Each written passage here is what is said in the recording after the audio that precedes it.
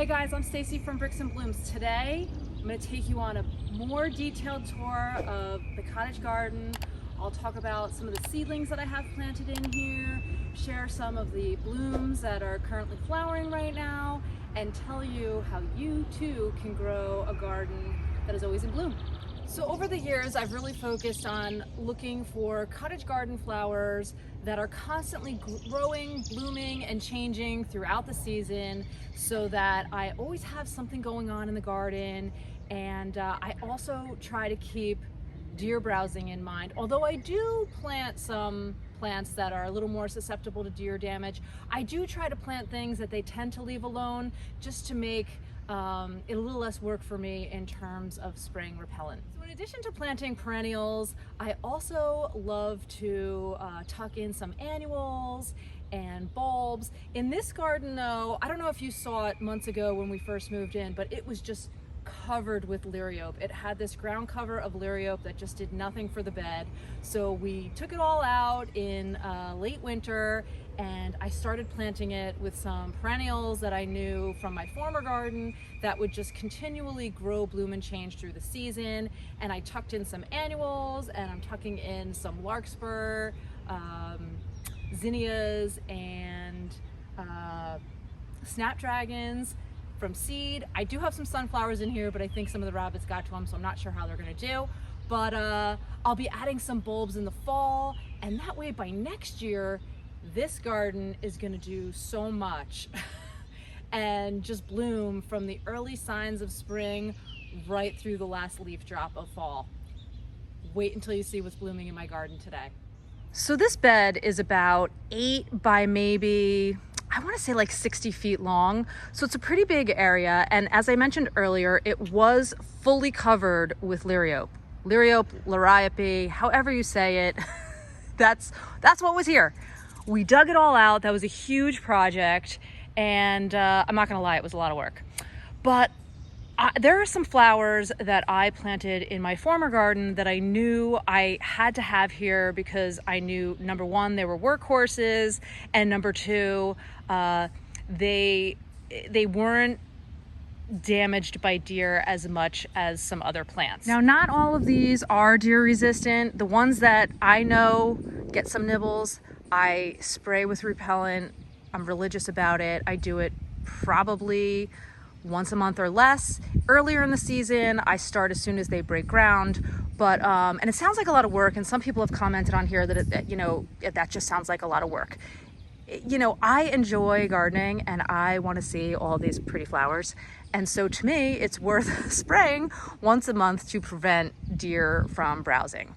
Now, I know we have some rabbits. I planted some sunflowers in here and they're already gone. So, I mean, you learn by doing. Gardening is something where you just learn by doing, and what worked for me in my other garden when I lived 20 minutes away is going to be much different than it is here. So with that, let's get started on what's in this garden, what's blooming. I'm going to list in the description the types of seedlings that I'm growing because there's quite a few varieties in here, and there's just a lot, and I don't even remember all the names offhand. So, in the beginning of this garden, I've got several different plants of Helianthus sunbelievable.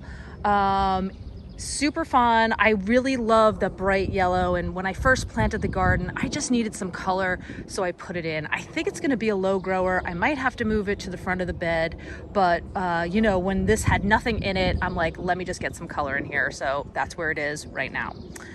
I have some zinnias in here, and actually I have it labeled. I think it's Bennery's Giant Wine. But you know, I grew this last year and it's just beautiful. Beautiful wine colored zinnia that makes a great cut flower, look beautiful in arrangements, and I had to grow it again. I've got some creeping phlox here and some lantana over there that's not blooming yet. Oh, I missed that one. I was cutting back some of my salvia. I think it's Red Marvel. I'll have to put a little label on the screen. I think it's called Red Marvel, but I'll have to look it up. I've got Sedum Autumn Joy. These I divided from another section on the property. And then I've got some Super Wave petunias. I'll have to look up what variety it is because I don't know offhand, but I still have the tag. And then I've got this beautiful columbine. I love it. And I know a few people have also commented in the past that columbine is very invasive. And it might be where you live, but here where I live in New Jersey, Zone 6A, it is not a problem for me here. But if it's a problem for you in your area and you know that it's invasive in your area, you may not want to plant columbine because it can reseed. And it does reseed, but it doesn't do what I'm hearing it does in other people's gardens. So I've got some moonbeam coreopsis here. It actually looks like it's starting to get some flower buds on them. I divided these from another area in my yard.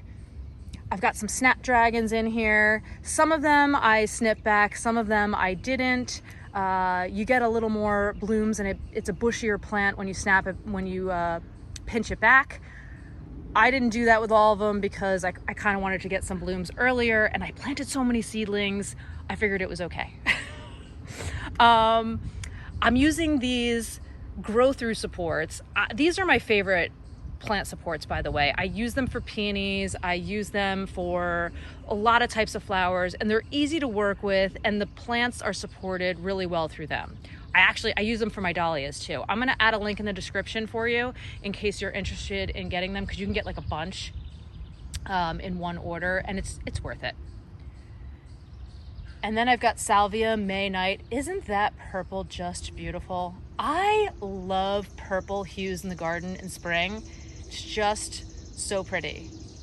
Here I've got my container garden that has seen better days. It's been really hot here, so the pansies are not really loving it, and the ranunculus are, they're not really doing so well either. I'm going to be redoing these soon. I just bought some plants yesterday. I bought some geraniums and a few other goodies, so I'll be changing that up this week. But then I've got some creeping phlox. Love the color on these. In spring, it's like almost like a bright blue, but they're pretty much done now for the season. And in the past, I've not had a problem with these with deer at my former house, but here I did notice some nibbles, so I sprayed it with some deer out, and then they were left alone. So was it a deer? Was it not deer? I'm not really sure, but they left it alone. So I'll be spraying these in the future. And then I've got some penstemon here that deer will eat, so you definitely got to spray those. And butterfly weed, and I've got some asters. They also need to be sprayed. Butterfly weed is real. All three of these plants actually are great for pollinators, and especially for monarch butterflies. They love all these flowers. So I had to have them in my garden because I love watching the pollinators. It's just so fun. I've got some larkspur here, and actually I do have the tag. It's QIS, not sure how you say it, Keys, dark blue larkspur. Should be very pretty. I grew it, did I grow that last year? No, I think I grew smoky eyes last year, and I know I have that somewhere in the bed this year as well. And then over here I have some more larkspur and zinnias and snapdragons, and I know you guys are gonna ask me all about these green garden stakes with the little tiny pots. So the little tiny clay pots do two things. Number one, they help me see the stakes when I'm working, because they're at about eye level, and so when I'm cutting flowers, I don't want to accidentally knock into them, because you know they can poke your eye out. But secondly, if you put some newspaper inside, it will collect earwigs. I don't know if you have problems with earwigs in your garden, but they tend to eat leaves in mine, on my lettuce and some other foliage type plants. So these work really well for that. You just got to go in, remove the little clay pot, and they'll be in there, and you can dispose of them. As an aside, I have these grow through hoops. I do not recommend getting them. I bought them like last year on the fly because the ones that I liked were out of stock, and I am not happy with these at all. They're difficult to work with. it just takes too long to set them up. And I don't know about you, but I'm a little impatient. So I'm a little bit of an impatient gardener. So I like things that just set up right away and work right out of the box. And this just is not one of them. I'm just not a fan. So I'm not even linking them below because they're not even worth it. But I do have a whole blog post about these green garden stakes and what I do and how to collect the earwigs and all that stuff. So I will share that in the description below as well. Now, I also planted some Iceland poppies this year. These are from the garden nursery, and aren't they beautiful? I did grow these from seed last year. They bloomed. They just really didn't look like much, and since they looked like they were in such good shape at the nursery, I figured, why not plant them? Not really sure what's wrong with that one. That one's not really doing so well. Hopefully, it'll bounce back, but you know what? With gardening, some plants check in and they like it, and then some check out because they don't. It's like the motel theory of gardening. And so if that one doesn't make it, so be it. I've got some pink peonies over there. I wish I could tell you the variety, but I didn't plant them. This was here when I got here. They're just about to open and bloom. I think I have another one blooming on one side of the yard. I'll grab some footage from that and bring it over. But look, I've got some beautiful roses here. Again, I'm not sure what variety they are. They kind of look like knockouts, but I'm loving the pink on them. Aren't they so pretty? And I really like it with that green garden fence in the background. Striking. I can see why the former homeowners went with a lot of pinks in their garden design. And then I've got these Chinese delphiniums.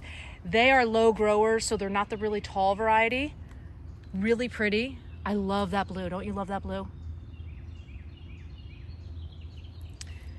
And then I've got another salvia in here. It looks like it is Pink Profusion by Proven Winners. I got that from Walter's Gardens. And I've also got the Speedwell. Just planted this one as well. It's called Magic Show Ever After. Ooh, it's gonna be a beauty, look at it. Again, have some more snapdragons. And pretty sure this is a sedum. What variety is this one? Rock and Low Bright Idea. Ooh, it's gonna be so pretty. Look at those yellow. Look at that yellow. Got another peony back there. Hasn't really been doing too much. It's really growing slowly. Got some daylilies. And then I've got this gorgeous Echinacea. Coneflower. I don't have my readers on, but that's the tag. If the writing isn't big enough, Stacy can't read it without reading glasses. I don't know if you have that same problem too, but if you do, let me know in the comments. We've got a train nearby. I don't know if you can hear it, but then I've got these gorgeous geraniums, another beautiful color. I had this back at my old house and it did so lovely that I wanted to make sure I had crane's bill again in the garden. I also planted some beautiful Liatris, starting to grow and do really well.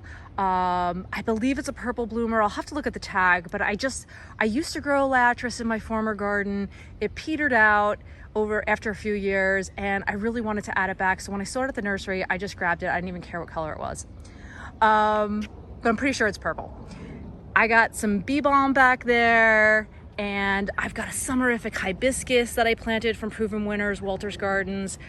And as an aside, as I'm walking around, I think there's a lot of summerific hibiscus here because I'm seeing a lot of these shoots coming up now, and they are such a beautiful cottage garden flower. You would love it if you don't have it in your garden already. They produce these big, like 8 to 10 inch blooms, and they're profuse bloomers. They're just gorgeous, and if you don't have one, you've definitely got to find one.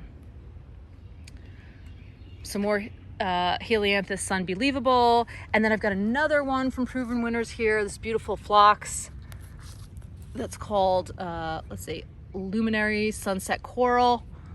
Another version of pink, so pretty. Oh, another bee balm here from Proven Winners, not blooming yet though, but it's Upscale Red Velvet. Can't wait to see that bloom. That one's also from Walter's Gardens. And then I planted this gorgeous Glove Digitalis. I've got one fallen over. I just planted these. I probably should have really staked it. But you know, hey, I know better for next year. I have not had a lot of success with foxgloves in the past, but I really wanted to try again here. I know they're biennial, and I'm hoping that they reseed and come back. Next year, I think I'm gonna start some from seed, and I might use the winter sowing method to do it because I think they're a good candidate for that. And I had a lot of success with that this year, growing some larkspur and sweet peas. And then there's not really too much left in this garden, but have some peonies here. Again, don't know the variety. You can tell it just finished blooming. It bloomed for like 2 days. It's so sad that peonies don't last that long, right? I've got some more zinnias in here, some yarrow that I did not plant. And then I've got some bleeding hearts here that are wrapping it up for the season. I've got some Jacob's ladder. I used to have that in my former bed too, but it had petered out over time. This one's called Heaven Sent by Proven Winners, also from Walter's Gardens. And then I've got hosta over here. You can see I'm still working. I've got my handy shovel. This one's called Shadowland Miss America. Look at that foliage, isn't that beautiful? It'd be nice and bright in this dark corner.